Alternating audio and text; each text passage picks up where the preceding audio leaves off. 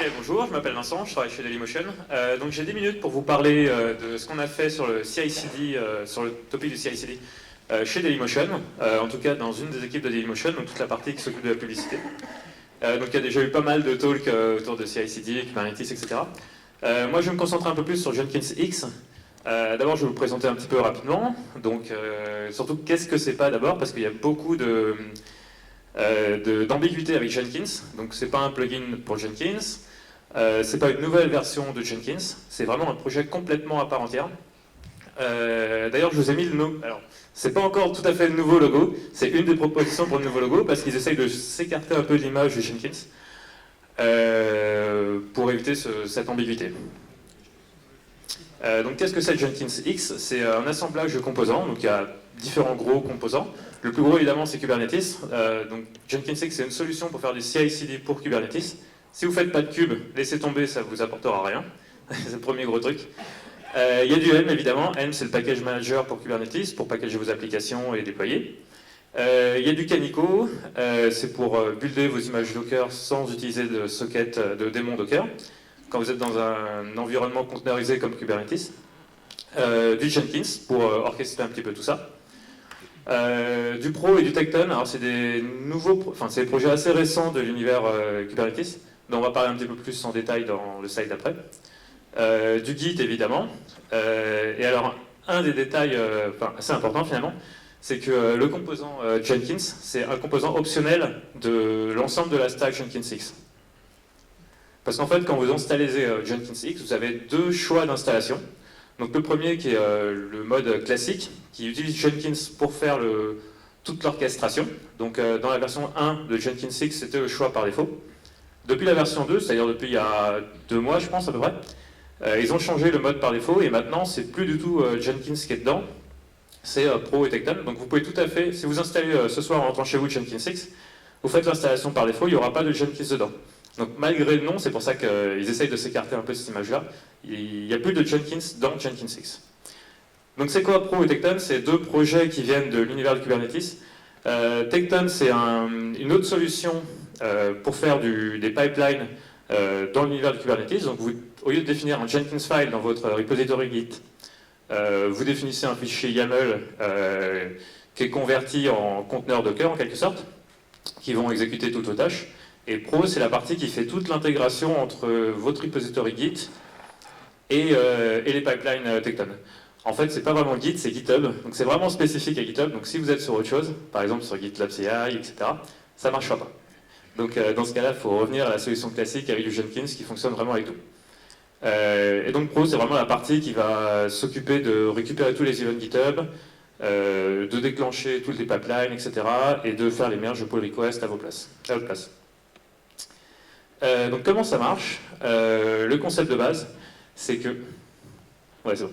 C'est qu'à chaque fois que vous allez faire une pull request sur votre repository, Jenkins X va automatiquement créer ce qu'on appelle une preview environment. C'est-à-dire qu'il va déployer le code de votre branche, de votre pull request, dans un namespace cube bien spécifique, en isolation, avec Helm. Donc on réutilise tous les mêmes outils et les mêmes procédures qui vont être utilisées pour déployer en production, et chacun en isolation. Donc c'est vachement bien parce que du coup on va pouvoir lancer tous nos tests d'intégration au moment de la pull request avant de les merger dans master. Donc l'idée, c'est d'être capable d'augmenter la qualité de tout ce qui va arriver dans master et de pouvoir exécuter tout ça avant de merger dans master. Un point intéressant si vous faites du microservice, c'est que du coup, comme Helm gère les dépendances, vous pouvez aussi installer des dépendances. Donc par exemple, si votre projet c'est une UI et que vous avez une dépendance sur une API, vous pouvez aussi installer l'API dans une version bien spécifique, en même temps que vous déployez votre UI dans votre preview environment. Donc du coup, vous avez une partie de votre stack qui est déployée automatiquement en isolation sur laquelle vous lancez vos tests d'intégration. Donc ça, c'est vraiment une fonctionnalité assez intéressante. Quand vous mergez votre pull request, comment ça se passe? Automatiquement, ça crée une nouvelle release. Donc un nouveau git tag, etc. Donc on fait du semantic versioning, donc majeur, mineur, patch, etc. On utilise un petit outil qui s'appelle AutoTag, qui va automatiquement nous calculer le prochain numéro de version. Donc par défaut, il incrémente juste la partie patch du semantic versioning. Et en fait, ce qu'il fait, c'est qu'il regarde le précédent tag dans Git, et il regarde aussi tous les commits qu'il y a eu depuis. Et si jamais il voit une syntaxe un peu spécifique, majeure ou mineure par exemple, il va bumper le numéro majeur au numéro mineur. Donc, ce qui permet vraiment de contrôler le prochain numéro de version, indépendamment des autres pull requests qui peuvent être mergés à peu près en même temps. Et donc, il calcule automatiquement le changelog, il crée les releases dans GitHub si vous faites du GitHub, etc. Donc, à chaque fois qu'on merge une pull request, on fait une nouvelle release qui est packagée et prête à être déployée. Et qu'est-ce qu'il fait aussi également? Alors, petite parenthèse, tout à l'heure je vous ai dit que Jenkins X c'est essentiellement un assemblage de composants. En fait, non, c'est pas vrai du tout. En fait, Jenkins X c'est avant tout des pratiques. Donc, ils ont défini un certain nombre de pratiques, par exemple le fait de faire des preview environment, comment on fait les releases à chaque merge EPR, etc. Et une qui est très importante, c'est GitOps. Donc, la partie de GitOps, pardon, c'est de dire qu'on met dans un repository Git toute la définition d'un environnement. Donc nous on a deux environnements principaux, statiques, donc en plus de tous les environnements dynamiques des preview environment.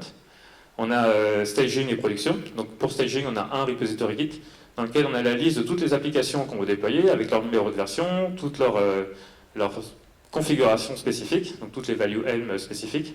Et la même chose pour l'environnement de production dans un autre repository Git. Donc du coup, la pratique GitOps, c'est de dire, bah, au lieu d'aller lancer un script Ansible ou n'importe quoi pour faire un déploiement applicatif, on va juste changer ce qui est écrit dans ce repository Git là, et automatiquement, en fait, le système tout seul va voir qu'il y a un changement, il va s'adapter et il va déployer la bonne version, enfin, pour respecter la déclaration des fichiers de configuration qui sont déclarés dans le repository Git. Donc faire un déploiement, ça veut dire qu'est-ce que ça revient à faire? Ça revient juste à changer un numéro de version dans un repository Git. Du coup, c'est ce que Jenkins X va faire automatiquement. Donc au moment d'une release, il va packager votre image Docker, il va packager votre chart Helm, et il va également créer deux pull requests, enfin deux pour nous parce qu'on a deux environnements, donc deux repo Git, donc un par repository, pour changer les numéros de version. Celui de l'environnement de staging va être automatiquement mergé.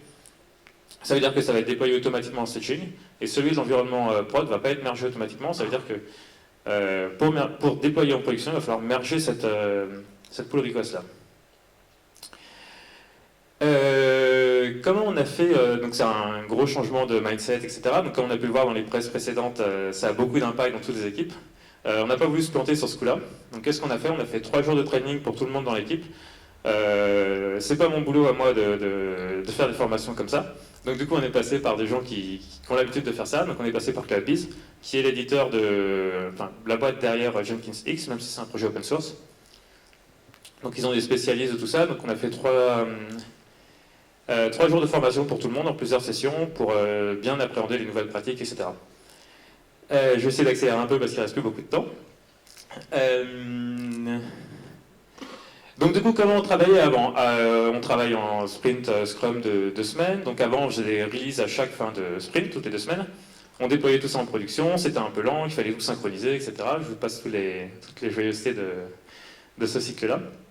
Qu'est-ce que ça a changé? C'est que maintenant, depuis qu'on est passé à cette nouvelle manière de déployer, de packager, etc., de travailler, de nouveaux workflows, on fait à peu près 10 releases par jour sur l'ensemble de nos composants dans la partie publicité, donc on a une dizaine à peu près.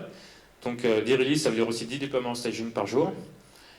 Et alors pour le déploiement en prod, on n'a pas vraiment de chiffres, ça met un peu plus de temps, parce que c'est la partie qui est la plus compliquée, c'est faire en sorte que le déploiement en prod, ça devienne un non-event, donc ça passe aussi facilement qu'en staging. Donc pour l'instant, on n'est pas encore là, mais ça avance. On a eu des petits problèmes évidemment, alors je ne vais pas tous vous les lister parce que j'ai pas beaucoup de temps. Juste un qui est rigolo, c'est que donc nos preview environment, on fait du HTTPS, c'est public, donc on s'est dit les certificats c'est cool, on va faire du Let's Encrypt. Sauf qu'on a découvert une limite assez rigolote dans Let's Encrypt, c'est qu'il y a une limite de 50 certificats par semaine qui peuvent être créés sur un domaine principal.